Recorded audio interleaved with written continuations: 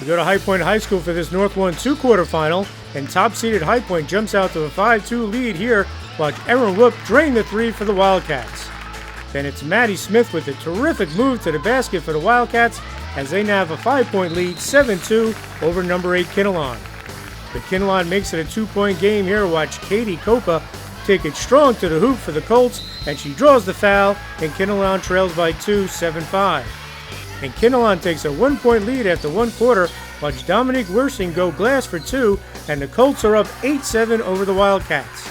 Second quarter we go, and off the steal, watch the Wildcats get the ball to Maddie Smith, who knocks down the wide-open three-pointer, and High Point goes up by 2, 10-8. Then watch the terrific look from Maddie Smith to Janine Halavetti, down low for the easy deuce, and High Point pushes its lead to 5, 15-10 over the Colts.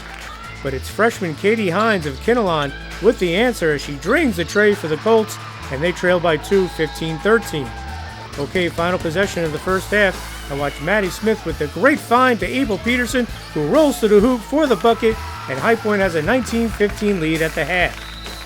Third quarter action, watch Erin Whoop of High Point attack the basket, and she draws the foul, and High Point has a 21-16 lead over Kinnelon.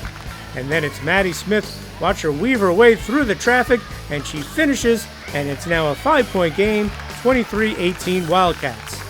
Then it's Smith again. Watch her pull up and drop the jumper for the Wildcats to push their lead to 7, 25-18. High Point keeps rolling, and it's Erin Whoop with another great assist, this time to Lori Talamay, and she banks it home for 2, and it's 29-18 High Point. Then watch Whoop with the kick out to Talamay, and she drains the long 2, and it's a 12-3 run for High Point as they go up 31-18. But Kinnelon makes it a 13-point game here on the baseline jumper from Katie Copa, and the Colts trail 33-20 after 3 quarters of play. Fourth quarter we go, and it's Erin Whoop with another assist, this time to April Peterson for the easy basket, and High Point's rolling 42-26.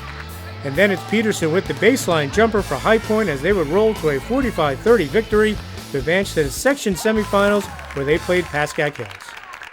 We started off really slow, but in the second half we picked it up, had a lot of energy, and we just took it from there and did what we were supposed to do. I think we really came out there, and in the beginning we didn't play our best, but when the second half came around, we picked it up, and I think that's what won the game for us. We didn't play that good in the first half, as good as we could have, and we really picked it up in the second half, and that's what pretty much made us win the game. So I thought we started slowly. I thought that was a little bit uncharacteristic, but a lot had to do with Kinnelon. They played with some energy today. They were ready, and last 2 games we started slow. That's something we got to fix. But at the half, we talked about the fact we needed to wake up quickly, and I thought the girls woke up and responded with a great third quarter. Give Kinnelon a lot of credit. They hung around in the first half against High Point and only trailed 19-15, but the Wildcats busted the game open in the third with a 15-3 run. We were only up 2 or around there at the half, and we really knew we needed to pick it up, step up our defense. So with the steals, we just kept coming up with and capitalizing. Playing big roles in that run. Coming off the bench, Lori Talamay had 4 points, and Maddie Smith did a terrific job. She also chipped in 4 points during that run. Maddie's been battling some illness. She still doesn't have her legs back yet, so what she gave us today was great. I didn't know what we were going to get out of her. And Lori's been our super sub off the bench, comes in, provides energy, great rebounder, does all the little things that a role player should do. So her contributions today were big for us. Again, defense. I know it might be sounding like we're beating a dead horse with High Point girls basketball, but again, in the state tournament now, back-to-back games, they've held their opponents under 30 points. That's our goal, so if we just keep doing that, and we keep scoring, we'll win every single game. I'm proud of what these girls do. We like to play defense. They've made adjustments. I wasn't sure what kind of defensive team we were going to be, but this is a group that's been as good as any other group.